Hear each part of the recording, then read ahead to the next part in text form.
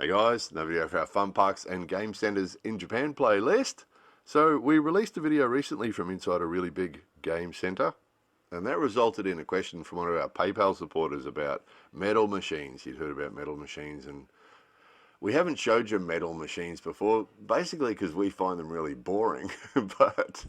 but our friend wanted to see them, so here's some metal machines. So this is a dispenser, and this is where you put your real money into the dispenser, and it dispenses these tokens. Basically they call them medals, but they're not really a medal, they're a token, and people will get buckets of them, literally. So these yellow buckets here, you'll see people walking around with 2 or 3 or sometimes even 4 of them full of these little silver tokens.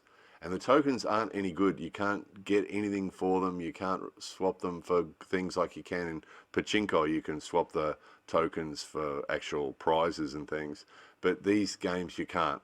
The whole goal of these games is to get more tokens, right? And then with those tokens, you just try to get more tokens. So you can see all the little silver tokens in there.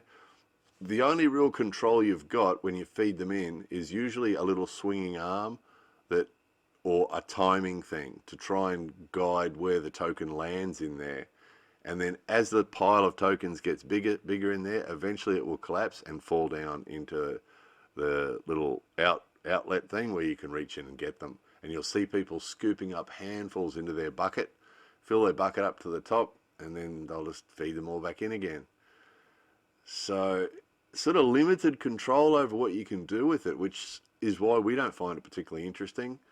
But some people love it, and they'll just sit there. You'll see people sitting there surrounded by these buckets of tokens, just feeding them in, and they seem to love it. So, you know, different things for different people, obviously.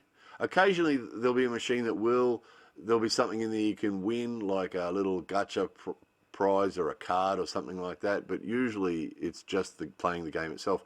The closest explanation we could possibly give to old timers like myself would be the old days of the pinball machines. A little bit similar, where you're just sort of hitting flippers, and the goal is just to get a free game so you can keep playing. So it's a little bit like that. So the more successful you are, the longer you can play, basically.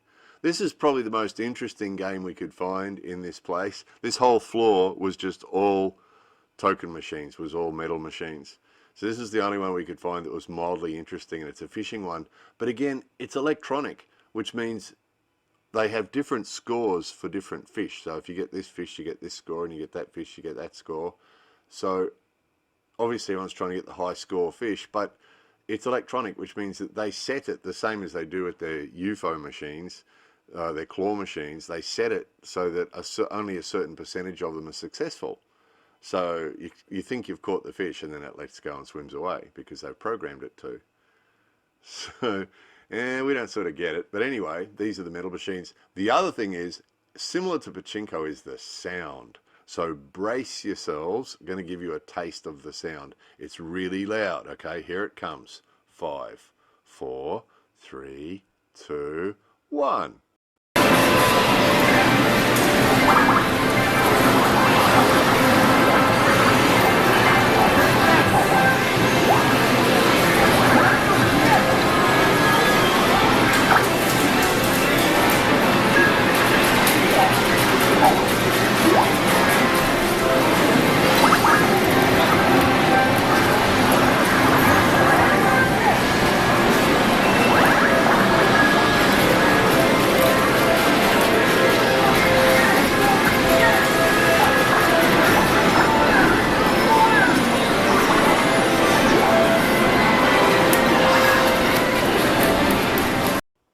So there it was, metal machines. More videos coming soon.